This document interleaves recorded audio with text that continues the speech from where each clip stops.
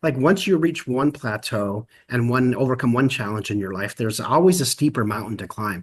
And Yeah. so you say to yourself, well, I thought I arrived, and you're like, no, no, no, no. This one's even tougher and you have less tools. And so you Mhm. start climbing that mountain and you kind of go, I don't know, this next one's really hard, but you can look out over the plateau and be amazed at the beauty of what you see. But then there's another mountain to climb. And you say, Yeah. well, when do these mountains stop? Like I thought I was supposed to arrive and sort of coast for a while, but I haven't found that to be true at all. And there's so many things that are pushing me beyond my limits right now that I need those coaches in my ear. And so I Mm. think the best always want to get better, and it requires a constant challenge.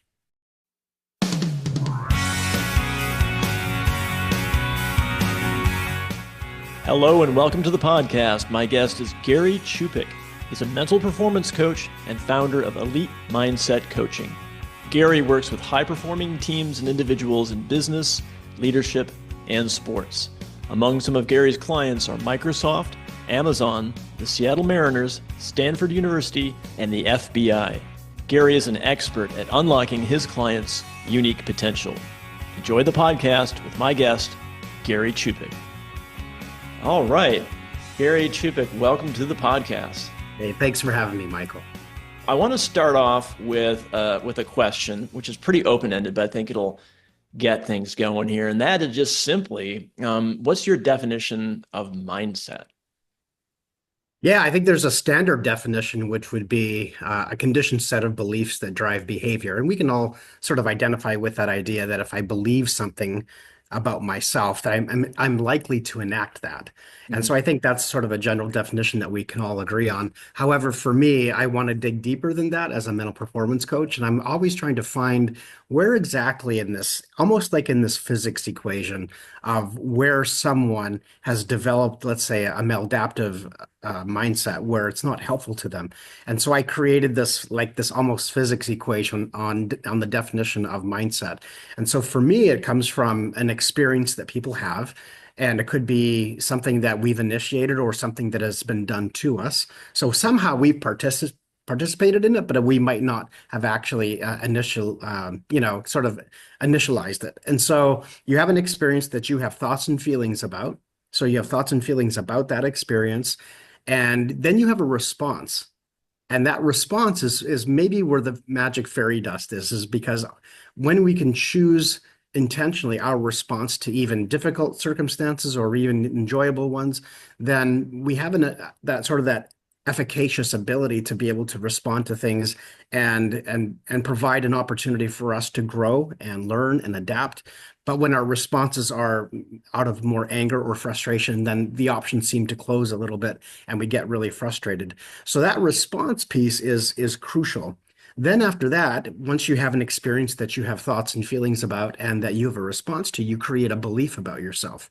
And so if you have that ability to, let's say, choose a positive or healthy response to a negative situation, then your belief about yourself can be something like, I can overcome this, or I can do this, or I've been here before, or somehow I've overcome these situations or similar situations in the past. I can probably do it again if I put my mind to it. So then you form a belief about yourself. And if you put all of that together, you get a mindset.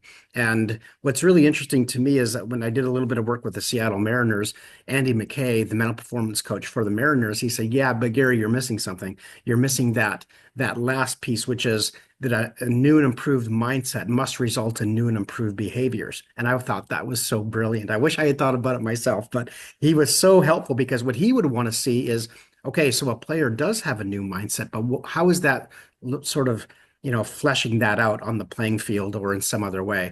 And so when you think about it, when you have a new experience or new and improved behaviors, you're creating a new and improved experience for yourself. And this is how you actually build a mindset. And so it's quite circular.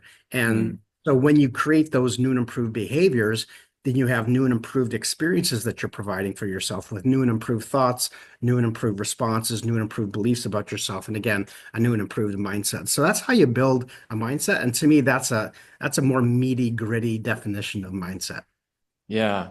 I love that. It's like a snowball effect. It just feeds off of itself, right? So that you're getting more proof that you're capable, that feeds your belief, which basically fuels more action, right? Because you want to take more of a risk because you believe in yourself and you prove it to yourself again and again, keep proving it to yourself again, and it keeps feeding that belief. What's Yeah. interesting, what's really interesting to me about like that definition of mindset is that for most people, I would say, even people like at an elite level performance, they're not necessarily aware of their beliefs. There's like that hidden part, and that makes me think about cognitive behavioral therapy. And there's this thing in cognitive behavioral therapy called the ABC model. And A stands for activating event or some sort of outside stimulus. B is the belief about that outside event. And then C is your consequence, typically your reaction to that. And that B part, that belief, is often hidden. We go typically straight to the reaction as opposed to a more conscious response. So I love what you said about that, about belief. I think that's just so important to keep feeding that belief. And that gets me to my next question, which is, we talked about mindset, but what is an elite mindset in your opinion? Hmm. Well, an elite mindset is a suite of skills that we learn that when they're all put together or even assembled in a tool bag, that we can draw out the right tool at the right time. And so it's kind of like teaching resilience. Resilience really isn't a single skill that you can learn. It is a sort of this tool bag of skills that as you put them into practice, you become resilient. And I think in the same way, when it comes to having an elite mindset, it's letting all those tools live out in multiple areas of your life, not just the competitive environment, but it could be at home or in school or in another, environment, an employment environment. So it's like you're always thinking performance. You're always thinking about what is the best case scenario here and how can I participate in that? So one of the common phrases that I have is that you can never control outcomes, but you can always put yourself in the best position to succeed. And so as you think about having an elite mindset, it's constantly thinking, well, I can't really control this outcome, but what I can do is put myself in a position to succeed. So what could I do to enable that to happen? Or put myself in, sometimes I call it, putting yourself in miracle territory. Like how can you at least get in the room for miracles to happen? And I think if we work and are more concerned about that, then the outcomes just they come and many of them are positive, but it's all hard work, but it can be done. Hmm. I like that because it's like you really can't control the outcome. You can only influence it. And I think that's really hard for a lot of elite performers and really for anybody to accept that. I'll call it a fact. Like you really can't. You can really highly influence, which is amazing that we can do that. But it's almost counterintuitive if you're going to cultivate, say, elite performance in someone you're coaching or a team you're coaching or a business that you're coaching. Do you find resistance to that of moving them into that sort of fact that you can only put yourself in a position to win and really focus on that as opposed to, I must win or like, is that hard to sell that? It actually is Uh-huh. because, as you can well imagine, rationally, that there's some tension between that and having a goal of, let's say, winning a championship or Yeah. finishing in the top 10. So there's that natural tension that's Mhm. there. And so how do we goal set in such a way that it pays attention to this idea? And it's really interesting. Like there's different what I would call paradigms, I think, to think about this because, like, for example, distinguishing the difference between a goal and a desire. So Yes. I often think a goal is something that I can accomplish on my own, but a desire is I need somebody's help. Like, for example, if you have a goal to have a happy marriage, let's say, then, well, that's a pretty rough goal because it takes another person and they may not be as passionate or involved as you'd like them to be in that quest. And so now you have a blocked goal which almost always leads to, an unmet expectation that leads to anger or frustration. Frustration is low-grade anger. So I'm sure you hear this a lot too, where, people use the word frustrated so much these days. And what Yes. they are they're blocked goals. And so if I can sort of redefine what a goal is or what a desire is, or how I'm going to attempt to accomplish something, if I can redefine and say, well, wait a minute, is this a goal or is this a desire? Because if you're playing any kind of a team sport or even in your place of employment, if you have a goal of X amount, but you don't reach it, Mhm. well, that's you can get pretty frustrated or angry that that was an unmet goal. But if you make it your desire Mhm. and you need all these people working together to accomplish that, then it sort of changes your perspective because in my view, dealing with disappointment is easier than dealing with anger.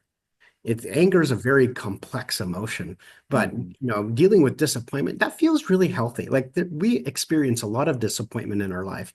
And so I don't know if that example is applicable to a lot of different situations, especially in competitive sports.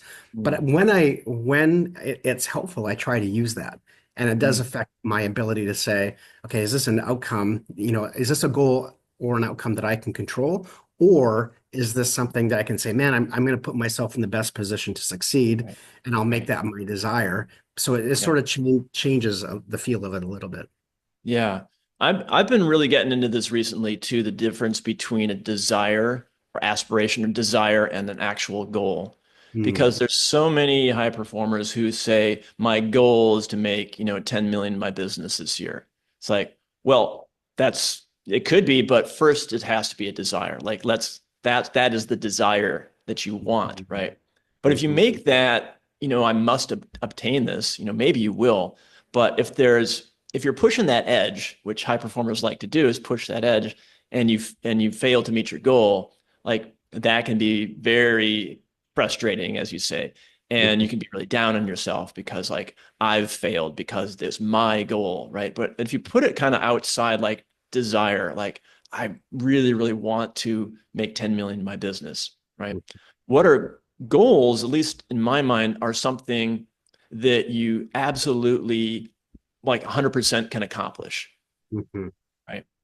So that what goals can do, they're like, I like to think about them as stepping stones, Hmm. right? To your desired place, right? Yeah, I like So that. like if you can set up a whole bunch of mini goals that lead up to your desire, Hmm. right?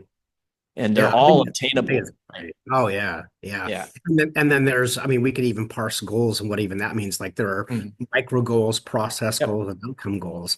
And to be Yes. able to, redefine some of those things can be helpful as well. Yeah.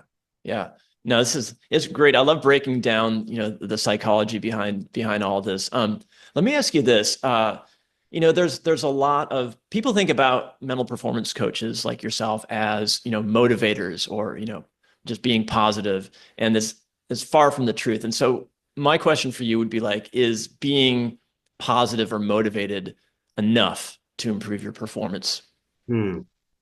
Such a good question, and one that our culture, talks about a lot, doesn't it? Like if you Mm. go to social media and you're seeing a lot about positivity, and you're reading about positivity, and you're hearing people talk about positivity. In fact, I have a friend who has a podcast called Positosis, and he's always trying to be positive, and Yeah. it kind of sells like it, and he's got some really great points.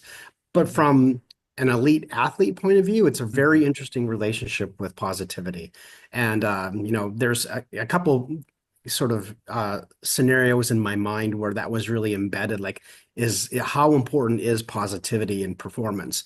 And so, on the one sense, it seems like there's a lot of credibility in positivity. Like we know that negativity really works. Like scientifically, we know that if you're going to focus a lot of your energy on negative things, yeah, probably things aren't going to go well for you. However, if you focus on really positive things, you have a much better likelihood that those things will get accomplished. So we know that negativity works 100%. The positivity, we're not exactly sure. Now, in a short term, sort of momentary kind of example, that we believe that positivity can really work. However, as a sort of a strategy, it's not so much. And I'm a big advocate of optimism being better than positivity because optimism always requires a reason for us to be optimistic. Positivity, you don't always need a reason. You just sort of need to have the right attitude in the right moment if you have the energy and if that's applicable to your situation. So positivity, I kind of feel like is a feeling that comes and goes. Mhm. But optimism is much more of a stable fuel. And I was at a mental performance conference a couple of years ago, and it was really interesting. I was really paying attention to the word positivity, and these were elite people in business and athletes, and I almost never heard the word positivity mentioned. Mhm.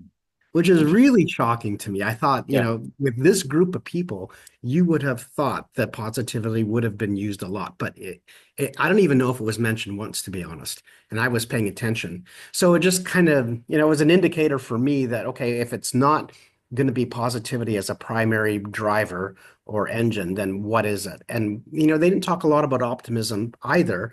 But for me personally, if I'll take an optimistic athlete any day of the week over a positive one because I know that that's more stable for them.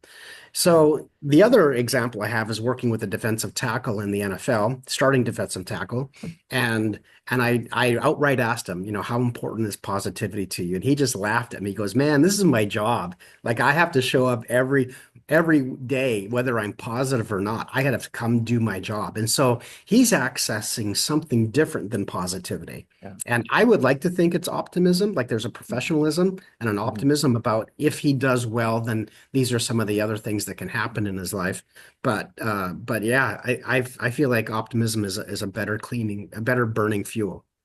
Yeah. It seems to me like positivity is a temporary attitude or state, whereas optimism or like this player that you were coaching, like duty or mission, like something that's much deeper, all right, belief or duty or things like that, which can drive that temporary feeling of positivity. But if you're just doing positive, let's go, guys, and like a pep talk, and you're behind 20 points or something like that, like you're going to get a temporary kind of fuel, a quick burn from that, but it's not really a sustainable thing. Um, Agreed. Agreed. It's really interesting too. I have a friend named Steve Hardison um, who was the life coach for a very famous person and one of the most famous people in America, in fact. And he kept on asking him like, why do you want what you want? And it was, seven whys deep. And he finally got to that point where it was like, oh, okay, this is the real reason. And as I worked with this defensive tackle, I would just say, like, for example, like, well, why do you want to get faster? Because that was what he challenged me. That was my job as a coach. He said he wanted to remove the hesitation from his game. So he said, "Hey, if you can just make me 2/10 of a second faster, and then, I will achieve a lot." And I said, "Well, what will it do for you? Like, why do you want that?" And he said, "Well, I'll get, two or three more sacks a year and more disruptions, more tackles, even just a four or five more tackles a year can actually put me in the Pro Bowl." And so I said, "Well, what would making the Pro Bowl do for you?" Well, that would really sweeten my contract and I would get the next contract. And I said, "Well, what would that do for you?" And then he finally just kind of stopped and he sort of got emotional in the moment. And he said, "I'd be able to buy my mom a home. She's never had a home." And so somehow it worked its way back to a who. And I don't begrudge Simon Sinek at all. Like it started with why, but Pete Carroll encouraged me to think through it. He would say, "Gary, it always ends with the who." And when you reach the who, then you can sort of summon the emotions inside of someone and find out their real why. And so he wanted to do it for his mom. And so he showed up every day. And maybe he couldn't quite identify that in the moment as we were talking about this, or even before we were talking about it. But at the end of the conversation, he was just like, "Yeah, that's why I do what I do." And he just became more aware of it from moving it from the subconscious to the conscious. Yeah, that's amazing. I love how you did that. You just kept asking why and drilling down deeper and deeper to the bedrock, which was the who, which is buy mom a house, right? So that if you get the performer aware of that deep level, real deep reason why you're doing it, then it becomes like in times where maybe you have a bad game or something like that, right? It's like, oh, I'm not making my sacks. I'm not improving by 2/10 of a second. It's like, wait a second. The real reason why I'm doing this is because of mom here. And that's, Mm. yeah, I gotta buck up. I gotta, get my attitude back. So I love that. Just drilling down deeper to the deeper reasons. Is that something you do with, say, businesses too? Like, oftentimes a business will start with a purpose or a mission or a passion for serving people with a product or service. And it seems like businesses can lose that focus in if they're growing and they're diversifying and all this kind of stuff, and you get all these different employees, et cetera. Do you find that maybe say a business that you coach or a business person that they lose sight of the original reason why they started the business? often. So Hmm. in a former life, I was doing a lot of strategic planning with businesses and nonprofits. What would happen in the first chapter of their journey is that they would be very mission and very vision driven. But Yeah. then what would happen is the personalities of its leaders would slowly begin to play a larger role, and the mission and the vision began to play a smaller role. And so as time went on, that organization then became sort of like almost like the undercurrent, like an iceberg might go, east and west, but the undercurrent is taking them north and south. And it seems like a contradiction. And oftentimes that's what happens with businesses and nonprofits. And so they get taken in this different direction. And then they wonder why it's taken in that direction. Oftentimes those undercurrents is because that organization has become more personality driven rather than mission and driven or mission and vision driven. And so part of our responsibility as a consultant or a coach is to be able to guide that organization back to its original mission and vision. Doesn't mean that it can't grow or iterate. It just means that maybe we put too much stock into the personalities and the skills and traits, talents, and abilities or weaknesses of those original founders and CEOs and owners. But what if we could help them return back to their original mission and vision?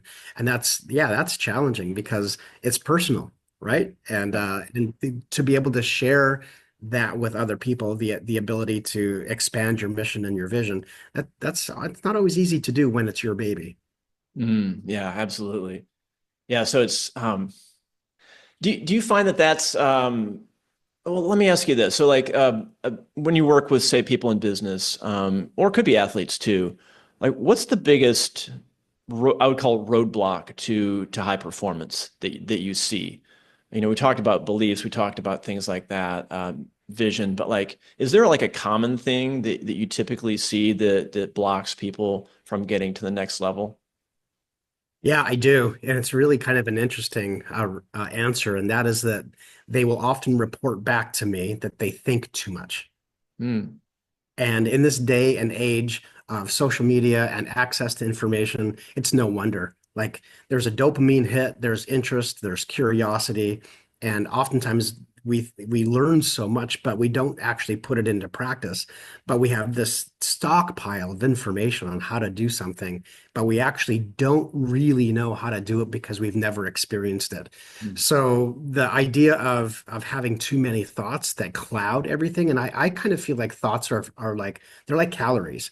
If we have too many calories that we can't expend in a day, and then we get slow and lethargic, and over a week or a month or a few months, you can really start to slow you down. And so part of my challenge as a mental performance coach is like, how do I minimize the thoughts without insulting them or without saying, yeah, I know that's important, but where your focus goes, your energy flows. And so we have to be able to focus on the right things. And sometimes that's about removing a lot of the thoughts that they presently think that they need and then adding a few different protocols or systems or processes that they can do for their own benefit. So there's a removal piece and there's definitely an organizing piece to their thoughts. I see. Okay. So I like that analogy, like thoughts are like calories. So if you have like a buffet of thoughts and you're stuffing yourself full of them, like that's a great idea. Oh, I like that approach. That's a great strategy. You can really become overwhelmed and really lose your focus. And it does take literally takes the brain. I mean, the brain burns the most calories of pretty much anything except if you're, an all-out sprint or something like that. So that's great. So maybe eliminating a lot of the overthinking, we could call it, and Mhm. focusing in on maybe more on action, right? So like what are the actions you're wanting to take, even any like mini actions. I'm a big fan of like, let's say that you're stuck or you're worried or you're anxious and you're feeling maybe, say if you're an athlete, you don't know what to do. You're feeling like lack of direction. I always tell my clients, like, what is there an action that you need to take? You have a worry, you have an anxiety, you're feeling stuck. What's one small action that you could take? Right. Mm, And almost 100% of the time, the person will come up with one small thing. Right. mm, Like, I'm going to go mm, talk to this person. I'm going to talk to my coach. I'm going to consult with my VP or whatever it is. Like, there's always an action. And have you found that, like in working with your clients, that they're, we talk about there's that old phrase analysis paralysis, right? Mhm. Um, do you find that, or do you prescribe like small actions or like more risk taking?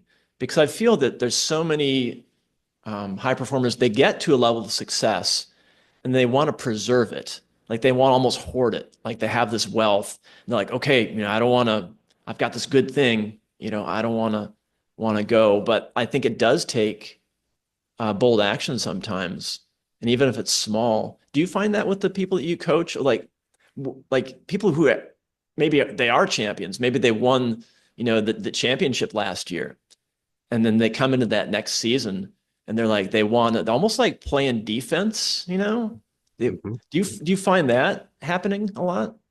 Yeah, very much so. So Yeah. you can talk about, what's the next action you need to take, but there's a Mm. layer deeper than that as well. And Stephen Pressfield, I don't know if you've ever heard of him, but Oh, you Stephen love Pressfield, Stephen Pressfield. He's great. he's Yeah. he's amazing, and he talks about just one word or concept, and it's resistance. So Yes. where is the resistance, or the the temptation to distract yourself away Yeah. from the resistance? Like let's try and name the resistance if possible. And sometimes that's very difficult to do with an athlete because they're not used to thinking about, what they can't do. They'll think about what they can do, but when they get in a slump, they start thinking about what they can't do. Yeah. And so identifying some of those deeper resistances in an athlete, sometimes that's the way to go.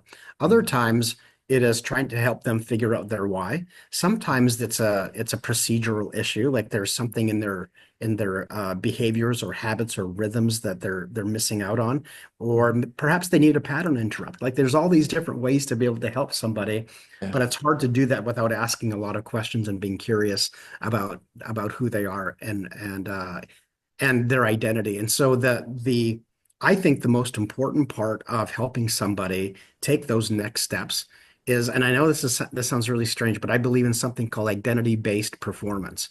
Mm. So when I can leverage the way that they're wired into solving their own problem rather than me transposing the most difficult thing they need to do to face that resistance.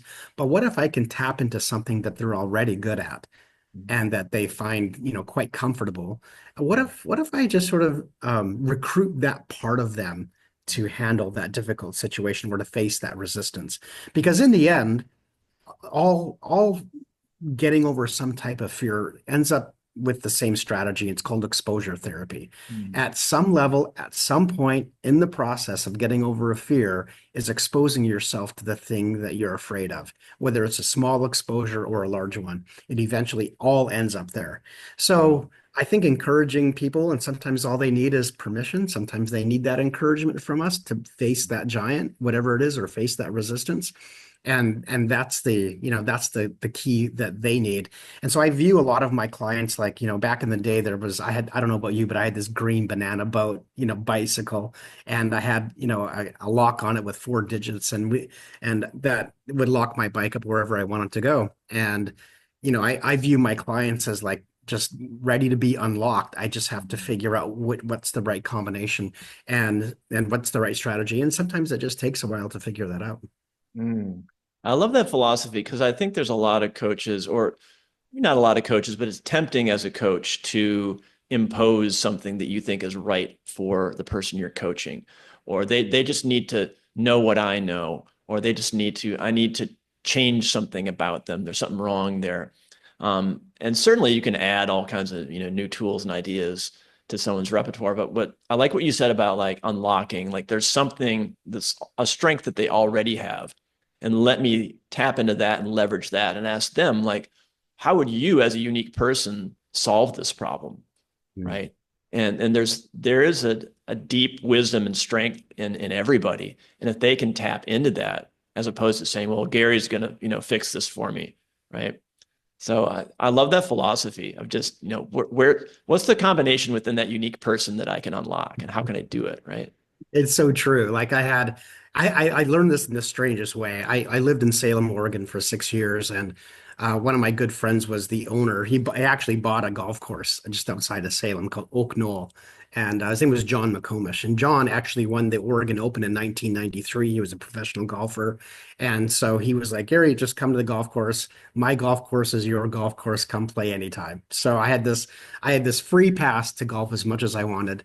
And he said, hey, would you like a couple lessons? And I was like, would I? Like, are you kidding me? So I would take these lessons from him, and in like during the week I would read all these golf magazines and read books on golf, and I was just gonna just embrace and saturate myself with all of these techniques and these skills, and so one day, I'm out on the golf course with him at the driving range, and he's giving me a lesson, and I'm like, well, I read in this magazine this, I read in this magazine, and John is 6'8". I mean, the club looks like a toothpick in his hands. In fact, John Daly said the nicest drive he's ever seen isn't in his entire life was John McComish out of Salem, Oregon. And Wow. so John said, he kept on saying to me, Gary, you got to put down the magazines. There's about three things that you need to learn when it comes to golf, and everything else is your physiology, your discipline, your ability to swing and figure your physiology out. And I was like, oh man, that is so brilliant because no two people swing alike. They're Yeah. all different. And so just to learn the fundamentals and the basics is important, but to be able to honor everybody's uniqueness and their psychological makeup and their physiology and the way that they look at life. And I just appreciated that sense of customization that he had for me as a golfer. And once I began to put down the golf magazines, my score started to improve because I just worked on my game. And when you think about it as an athlete, you got to work on your game. But I mean, most professional athletes are freaks of nature. Like somebody that size should not be able to run that fast. Like it's just incredible.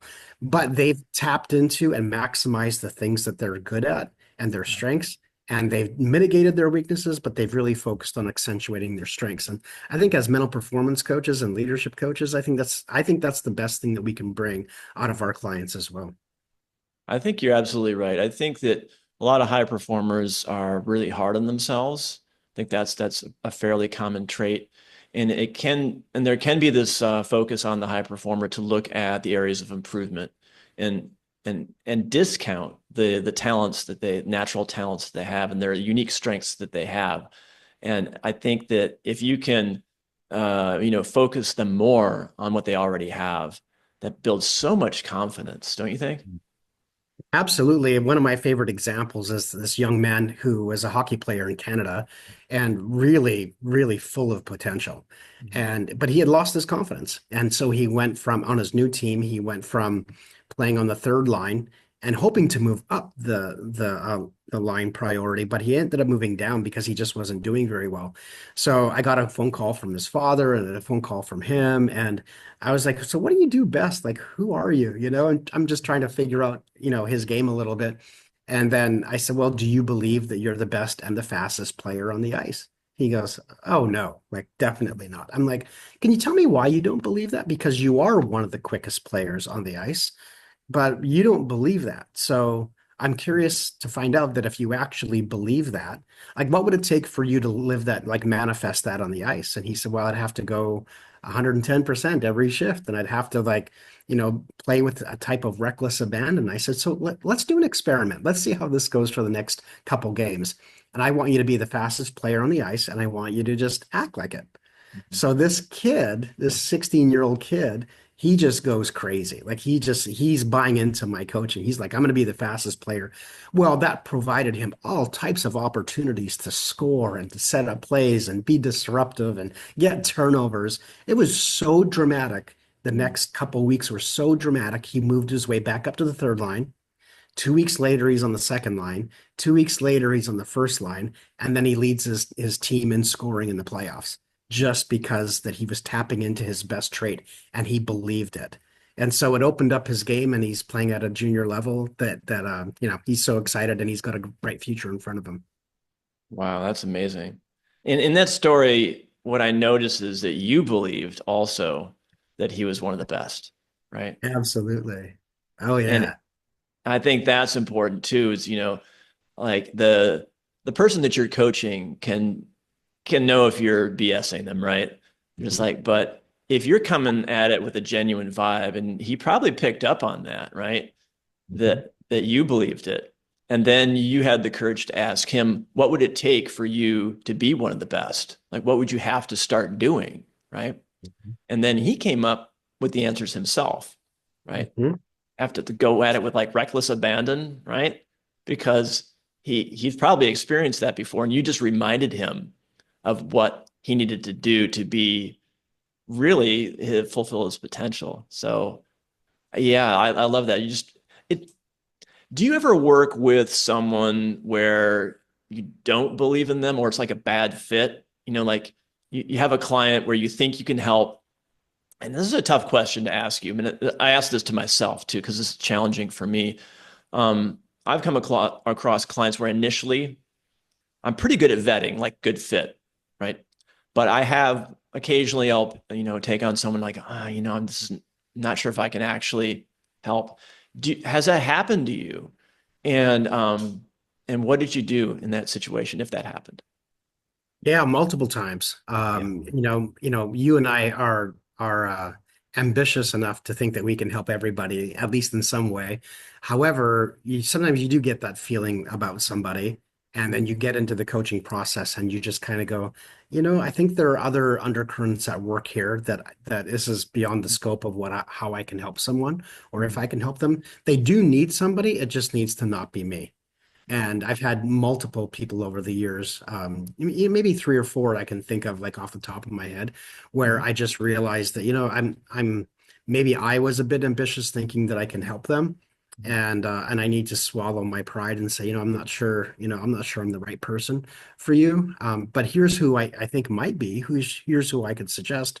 But there were just other things going on in their life where there was so much other noise and distraction that they had a hard time sort of taking what I was saying and playing that out on a weekly and monthly basis. So yeah, it's a little shot to my pride because I think I can help most people, but Yeah. at the same time, yeah, not everyone's a good fit. And I think as I get older in this industry, I've learned to say that I'm just not for everyone. Hmm.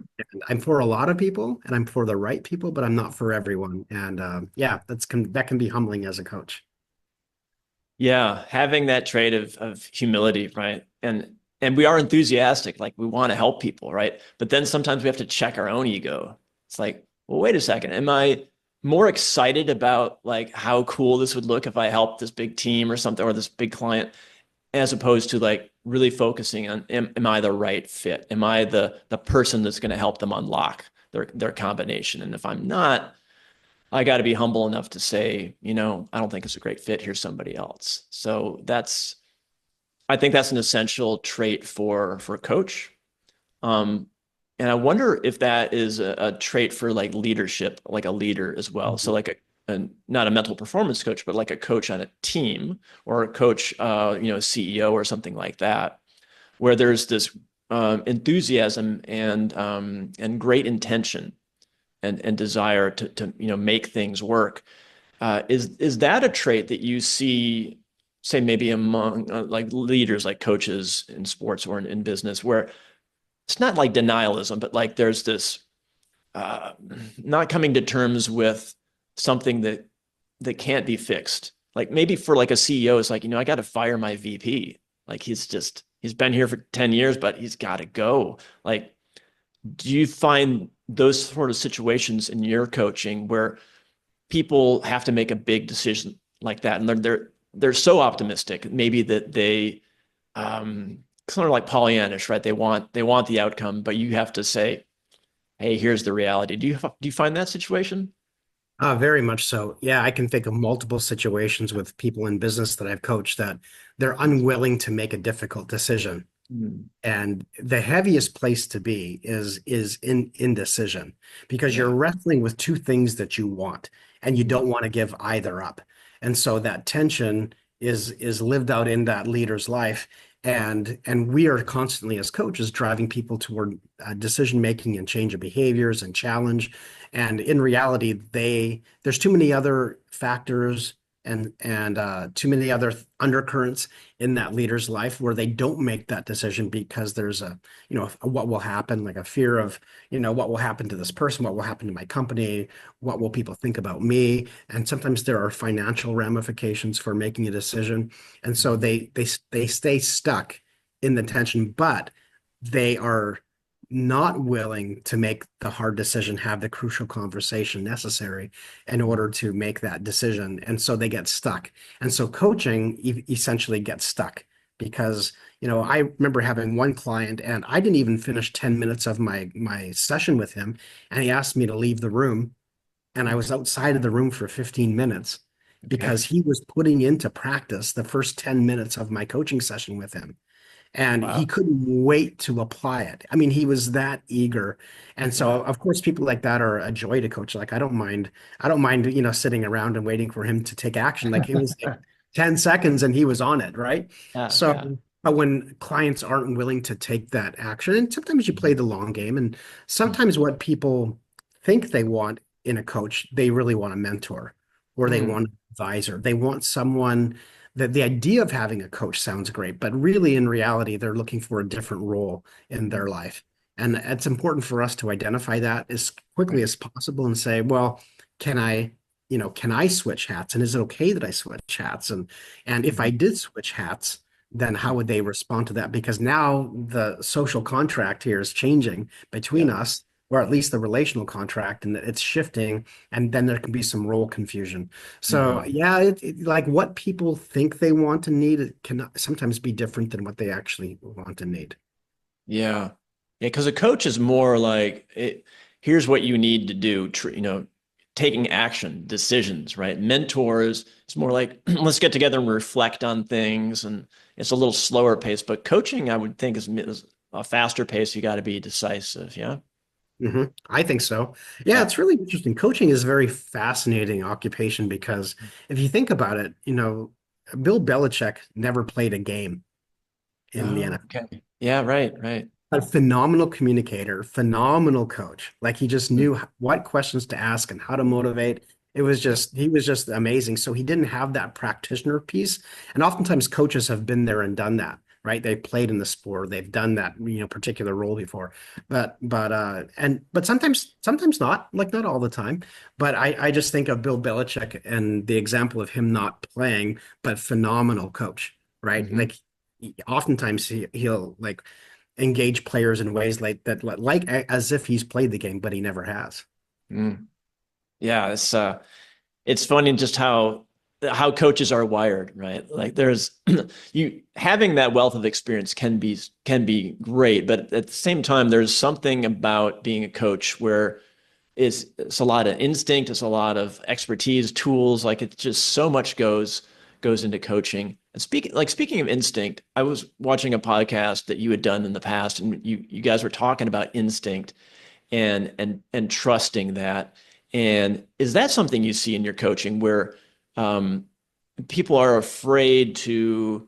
You may have all the strategies planned out before a football game, all the everything, all like that, but there's in on the fly in the heat of the moment, like sometimes it is just instinct. And do you find in some people you coach where they don't trust that instinct that they have?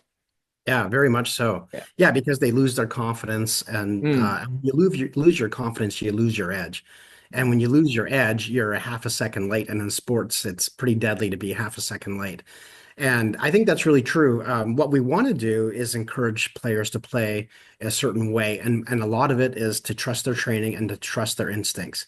Mhm. Because once you take that instinctual part of the game away, then, and they're so concerned about following the rules or trusting their training that they lose a half a step. And so we Mhm. do want players to play free and play instinctually. But Right. there has to be a certain degree of like, okay, I've got the training down. Like Mhm. I know exactly what I need to do. I know the position that I'm supposed to be in. I know the role that I'm supposed to play. But we do definitely want them to play instinctually. And the more that we can make that natural for them, like for example, if they watch enough film, they will Mhm. play more instinctually because Mhm. they'll recognize, they have pattern recognition. They'll recognize certain lineups, or they'll recognize certain players on the field or certain positions and setups, and so they can play a little bit more instinctually. But it's kind of like that, not just in sports. It's like, how do we get even the business people that we work with? How do we get them to sort of play and lead instinctually? Mhm. And I think there's a lot of value in encouraging that for with our clients because it helps to bring out the creativity and their Right. own genius. Yeah. No, I love that. It's like flow state, right? So that's that point where you've done all the preparation, you've done all the strategy, done all the stuff you need to do, absolutely. But then when it comes crunch time, yeah, like trust yourself, trust everything that you've done, trust your coach, trust the plays. And there's that inner feeling, it almost like coalesces into this sort of instinctual, this is what I need to do.